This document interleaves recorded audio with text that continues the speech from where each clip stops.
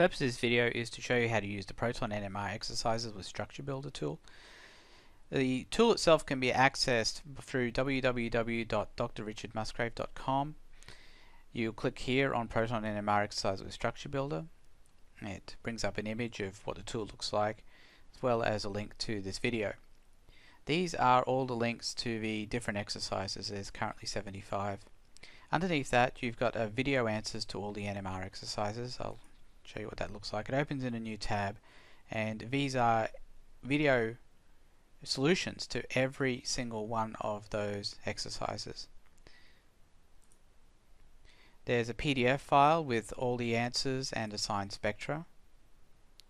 So you can see they're all here as well as the assigned spectra with letters on them, A, B, C, D, and E, and letters on the peaks as well. I also have an NMR guide, and this NMR guide has a correlation chart, some tips for choosing peaks, some effects with aromatic rings and what those peaks might look like, the way to handle 6H peaks, whether they're 2CH3s or 3CH2s, and so some discussion about adjacent NH, OH, and NH2 groups, and also some discussion about ester groupings and how to put them and which way they go. So I'm going to choose one of these. I'll choose number 20, and it brings up the exercise along with the molecular formula up the top. The first thing you want to do is calculate the double bond equivalence. This particular one is going to end up having 5. On my NMR guide I have some tips for calculating double bond equivalence, also called units of unsaturation. This one has 5, but I'm going to put in 4 and show you what happens. You click to check it. It says DBE is incorrect, try again, and I'll hit 5 and it comes up. So now I can click on some pieces over here. Now watch what happens to the molecular formula as I pick pieces. And I'm going to pick them based upon what I see in the NMR spectrum. In here I have the 5H in the aromatic region. That's going to be a C6H5, so I'm going to choose that one. Watch again what happens to the molecular formula. You'll notice that when I pick that piece, the carbons went down by 6, the hydrogens went down by 5, and the double bond equivalence went down from 5 to 1.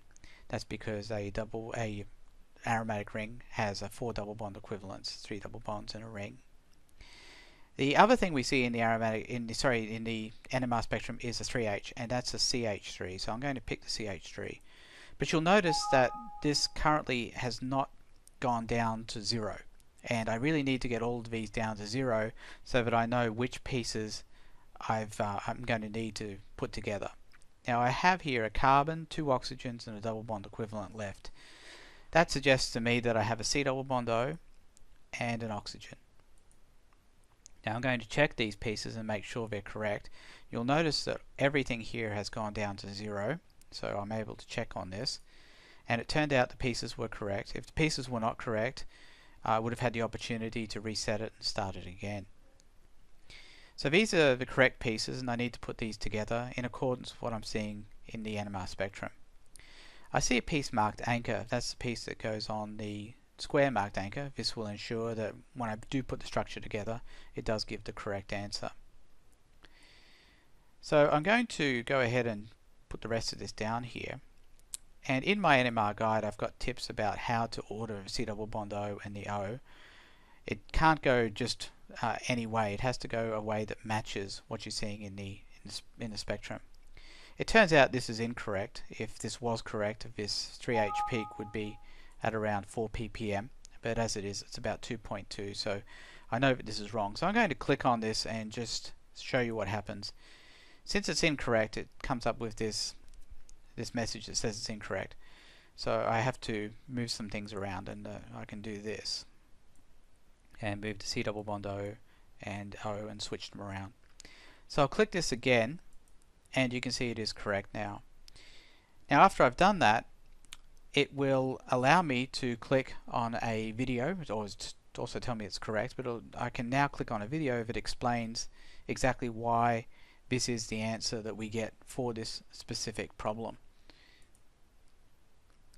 This one is C8H8O2. It has 5 double bond equivalents. So as you can see, that video will show me exactly how that answer was obtained. If you are having trouble with the exercises, you can always click on the video answers to any of them by going to the link I showed you earlier, or you could open up the PDF file with the answers and the assigned spectra.